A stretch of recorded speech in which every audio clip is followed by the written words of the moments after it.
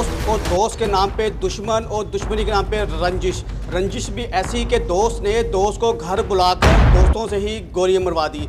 इसके पीछे क्या बुनियादें हैं, क्यों एक दोस्त ने अपने दोस्त को ही घर बुलाकर आज जो मुतासरा फैमिली है उससे मिलते हैं कि ये सारा मामला क्या है, क्यों एक दोस्त ने एक दोस्त को गोलियां मार दी और वो उसका दुश्मन क्यों बनी। हो गया।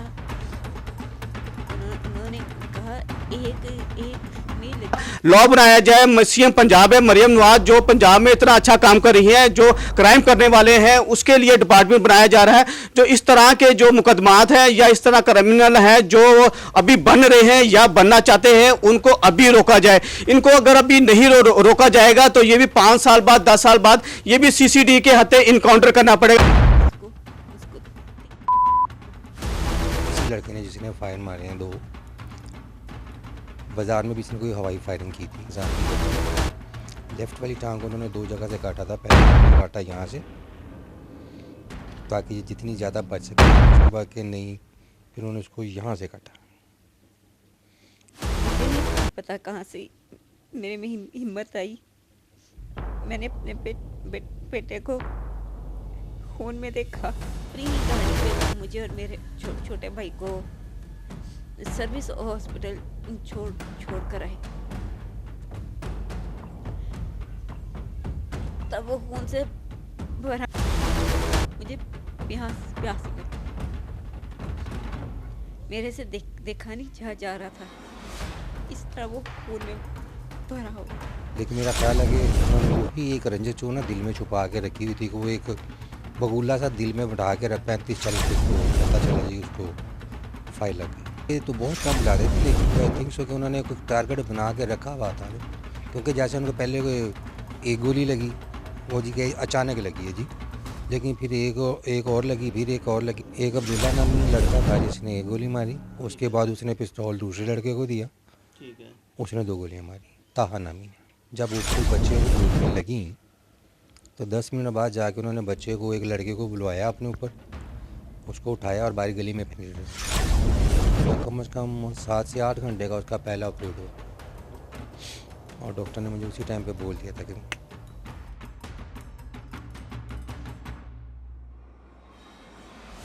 अस्सलाम वालेकुम नाज़रीन, मैं हूं आपका मेज़बान शाहिद खान और आप देख रहे हैं जुर्म की तफ्तीश।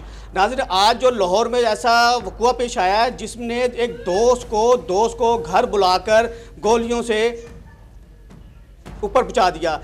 दोस्त ने ऐसी हरकत क्यों की? जो दोस्त एक दूसरे के साथ 24 घंटे रहते थे, एक दूसरे के साथ रहते थे, एक दूसरे के साथ आते जाते खाना पीना था, एक दूसरे दोस्त का इतना जानी दुश्मन किस तरह बना? असरा फैमिली है, आए उनके पास चलते हैं कि एक माँ का जो लख्ते जिगर था उसे क्यों छीन लिया और उसे गोलियां मार के क्यों शहीद कर दिया गया। आए चलते हैं मुतासरा ख़ानदान के पास, मुतासरा फैमिली के पास, उनके वालिदा के साथ, उनके जो वालिद हैं, आए उनसे पूछते हैं कि असल हक़ाइक़ क्या है, क्यों एक दोस्त ने एक दोस्त को गोलियां मार दी। और उसी के साहब हैं और ये उनकी वालदा हैं।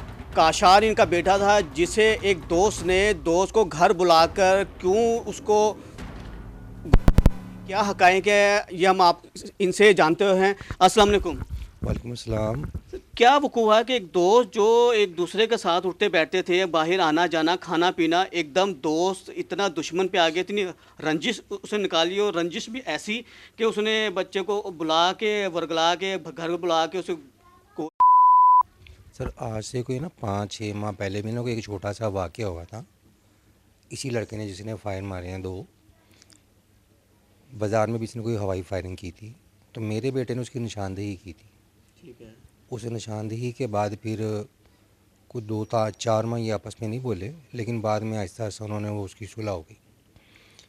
लेकिन मेरा ख्याल है कि उन्होंने वही एक रंजिश जो ना दिल में छुपा के रखी हुई थी कि वो एक बगुला सा दिल में बढ़ा के रखा हुआ था कि नहीं कोई काम करेंगे इसके साथ कुछ ना। बस फिर 13 सितंबर की रात 11-11:15 बजे उन्होंने घर से बुलाया उसको और अपने घर बुलाया।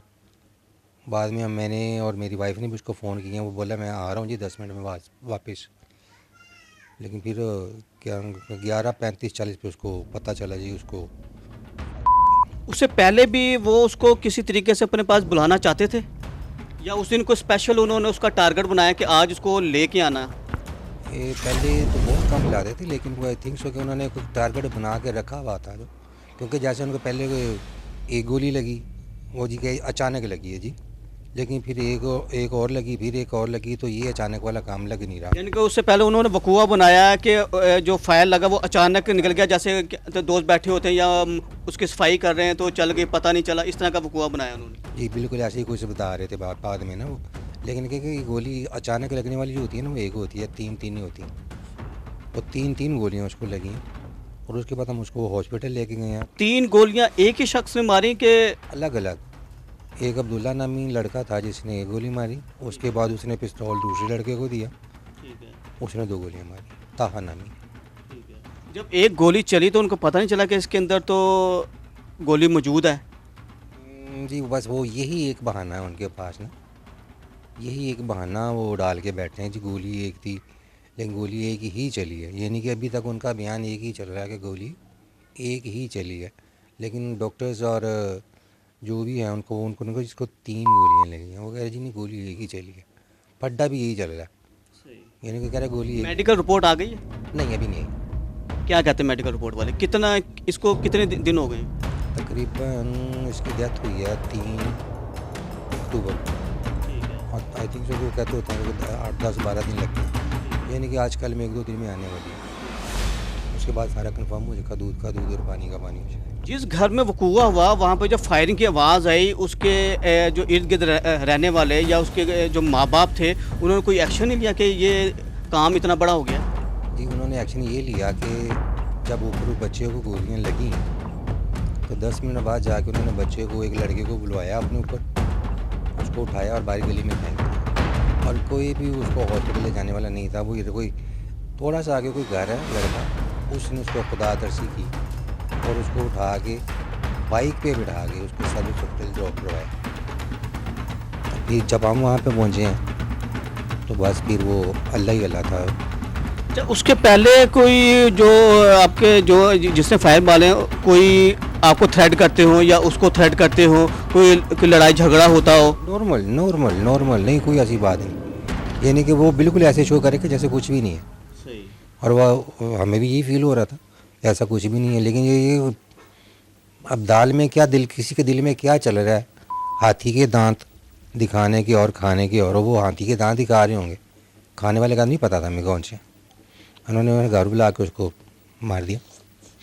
21 दिन के बाद फिर उसकी डेथ हो गई है, और बस हम चल रहे हैं, अब देख रहे हैं। जब आपको ये खबर मिली कि काशान को गोली है, क्या रिएक्शन था आपका? सर क्या रिएक्शन हो सकता है, मुझे एक चीज़ तो कि एक आपसे इजाज़त लेके गया होगा, वालदा से इजाज़त लेके गया होगा, मैं फ़लाँ जगह जा रहा हूँ, मैं 10 मिनट में या 5 मिनट में आ गया, तो उसके बाद ये खबर मिले, वो तो फिर हमारे लिए तो शौक ही था ना, कि हमने खुद को भी संभालना था और उसको भी देखना था, क्योंकि मैं तो था आउट ऑफ स्टेशन, ठीक है, तकरीबन बैरिया टाउन में था, जब मेरे भाई ने मुझे कॉल करके बताया कि उसको गोलियां लगी, और मैं क्या मजाक ना करो यार, तो यही मजाक करना नहीं पाए। तो मैं पहुंचा हूँ तकरीबन 12:05 पे हॉस्पिटल, तो वहाँ पे वो देखा तो वो बेचारा सामने, बस डॉक्टर तैयारी कर रहे थे उसको लेके जाने की ऑपरेशन थिएटर में, जो उसका कम से कम 7 से 8 घंटे का उसका पहला ऑपरेट हुआ, और डॉक्टर ने मुझे उसी टाइम पे बोल दिया था कि कंडीशन क्रिटिकल है। हाँ ये मत समझिएगा कि जी ऑपरेशन हो गया तो ये ठीक है, लेकिन ये कि जो गोलियां लगी थी जिसमें किस हिस्से पे थी? 2 गोलियां यहाँ पे थी और एक यहाँ पे, जो उसकी की तरफ लगी? जी बिल्कुल, जो उसके अंदर के नीचे जितने भी उसके टिश्यूज़ और नसें थी सारी कट गई हुई थी, और ये उसकी राइट टांग तो वो पहले दिन ही डैमेज हो चुकी हुई थी, और फिर एक टांग उसकी थर्सडे को उन्होंने डैमेज करवाई थी ताकि वो ब्लड रुक नहीं रहा था, लेकिन नहीं वो कारीगर नहीं हो सकी, बस एक टांग उसकी कट गई थी। एक को बता रहे थे कि अगर ज़िंदगी बच गई तो ये चल जाएगी, लेफ़्ट वाली टांग को उन्होंने बताया था कि जी इसका हमने ऑपरेट किया हुआ है, वो वैस्कुलर सर्जन से मिला के बुला के उसको, और ये अगर इसकी ज़िंदगी बची तो ये टांग इंशाल्लाह बिल्कुल ऐसे ही नॉर्मल काम करेगी जैसे आम तंदुरुस्त इंसान की करती है। लेफ़्ट वाली टांग को उन्होंने 2 जगह से काटा था, पहले उन्होंने काटा यहाँ से ताकि ये जितनी ज़्यादा बच सके, लेकिन उसके बाद के नहीं, फिर उन्होंने उसको यहाँ से काटा, यानी कि ये टांग उन्होंने 2 दफ़ा काटी है, लेकिन फिर भी वो कारीगर वो तो अजियत में पहले ही था, फिर अजियत के ऊपर ये अजियत, फिर आप लोगों के सामने जब ये हो रहा होगा तो आपसे भी किस तरह आपने अपने दिल को संभाला, अपने जिगर को संभाला कि सामने आपके वो कहते हैं उसको काट रहे हैं। जी सर, ये बस अल्लाह मियाँ साथ देते हैं, क्योंकि ज़िंदगी दिल में बात चली थी कि ना, अगर ये करने से भी उसकी ज़िंदगी बच जाए तो मेरा ख्याल इसमें कोई मज़ाक़ा नहीं कि ये कट करने के बाद भी अगर उसकी ज़िंदगी बच जाएगी ना, तो चलें कोई नहीं। दिल में दिलासा था कि टेक्नोलॉजी है दुनिया में, कोई ना कोई इसका सद्देबाब हम निकाल ही लेंगे, डॉक्टर्स हैं, दुनिया है, कोई दूसरा भी डेड बॉल भी मिल जाता है, वो लगा लेंगे उसको। लेकिन ज़िंदगी थी नहीं उसकी, क्या कर सकते थे। चल रहे हैं, देखते हैं अब क्या होता है, हम क्या होता है हमारे साथ इंसाफ। ये साथ उनकी वालदा बैठी है। मेरे पास तो इस समय कोई अल्फाज नहीं है कि मैं उनसे कोई पूछूं कि जिस माँ का लखते जिगर चल गया और इस एज में चला गया होगा, अभी उस माँ ने पर उसके सर पे सेहरा सजाना होगा, या कितनी एक उसने मनते मुरादें मांगी होंगी कि मैं ये होगा तो मैं इस तरह करूँगी। मेरे पास तो कोई ऐसा अल्फाज नहीं कि मैं आपसे आपके जिगर के गोशे के बारे में मैं पूछूं। ये सारा वकूआ तो आपने किस तरह सारा फेस किया? मुझे मुझे मुझे नहीं पता कहाँ से मेरे में हिम्मत आई। मैंने अपने बेटे को खून में देखा, उसके सामने मैं आंसू कोई नहीं लाई।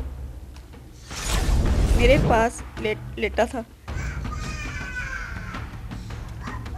उसे फोन आया, ये उसका दोस्त का एक्सीडेंट हुआ है, तो उसको सारे दोस्त हाल पूछने जा रहे हैं, तो आप भी आ जाओ। मैंने उसको मना किया, बेटा 11:15 और ना जाओ। कहता मामा गली में जाना, मैं आ जाऊँगा, 5-6 घर छोड़ के। घर उनका जिस लड़के मारा, उसके छोटे भाई का एक्सीडेंट हुआ था, उसी का हाल पूछने गया।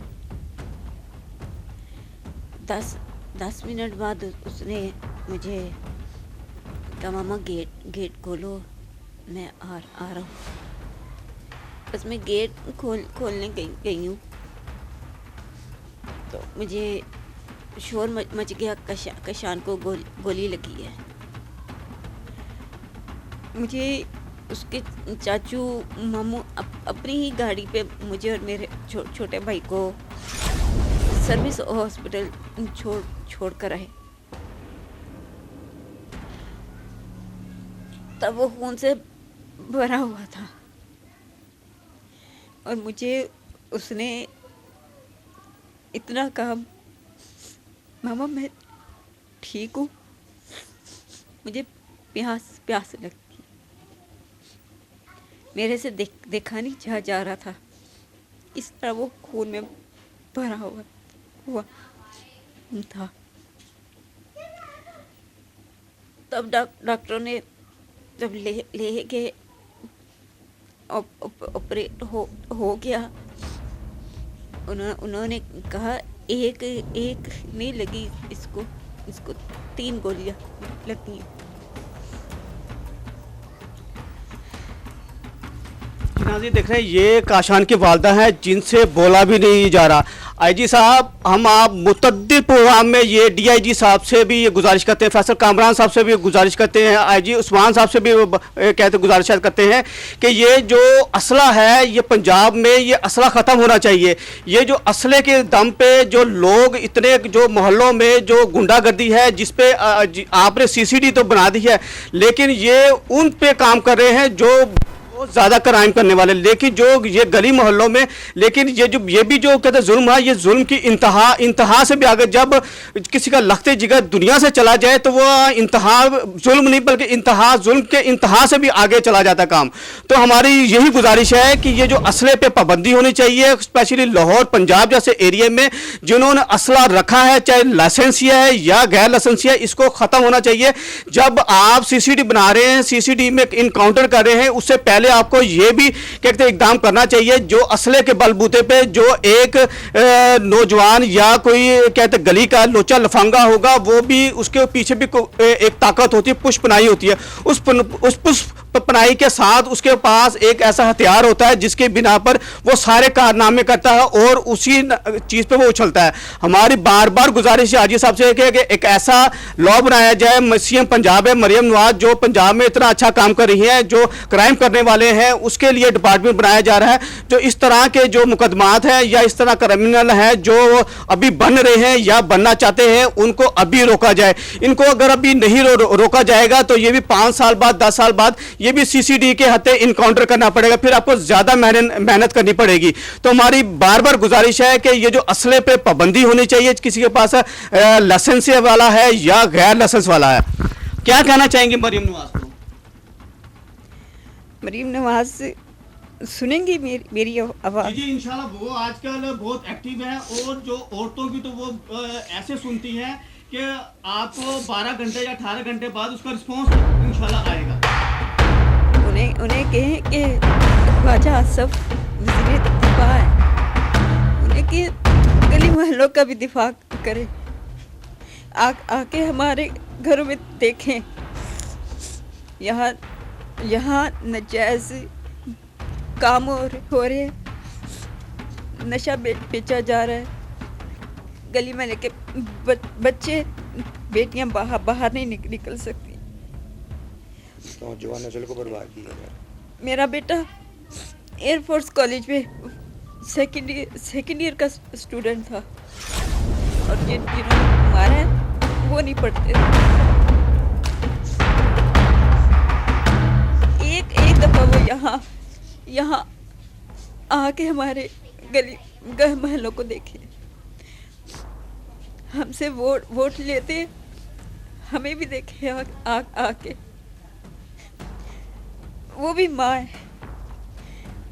अगर मेरी सुन सकते हैं तो मेरी एक ही गुजारिश, एक दफ़ा हमारे इस एरिया में आए, मुझसे मिले। मुझे ज़्यादा बेटा तो मर गया, मुझे भी मार देंगे। शायद इन मोहल्लों के बाकी बच जाए। एक दफ़ा वो मुझसे आके मिले, मैं उनको बताऊं यहाँ ये आप ही का हलका है, यहाँ से आपने ही इलेक्शन जीता है और यहाँ के ये वोटर भी आप ही के हैं। ये कहते मुगलपुर से लेके शालामार भुवनपुरा इसी हलके से आपने इलेक्शन जीता है और सीएम की सीट पे बैठी हैं। अगर आप इनकी दादरसी नहीं करेंगे तो अगला इलेक्शन के लिए आप जब यहाँ से खड़ी होंगी तो यहाँ वाले वोट आपको नहीं देंगे। तो इससे बेहतर है कि आप यहाँ पर आए, इनकी दादरसी करें। इनके जो मुतालबात क्या है, एक माँ का लखते जिगर इस दुनिया से चला गया, उससे इंसाफ चाहिए। वो सिर्फ इंसाफ के लिए उन्होंने हमारी दरख्वास्त की, हम आपके पास आ रहे हैं कि आप इनकी दरख्वास्त को सुने और इनको जो कानून के मुताबिक जो इनको इंसाफ मिलना चाहिए वो इनको मिलना चाहिए, ताकि एक माँ के जिगर को, माँ के दिल को सुकून पहुँचे।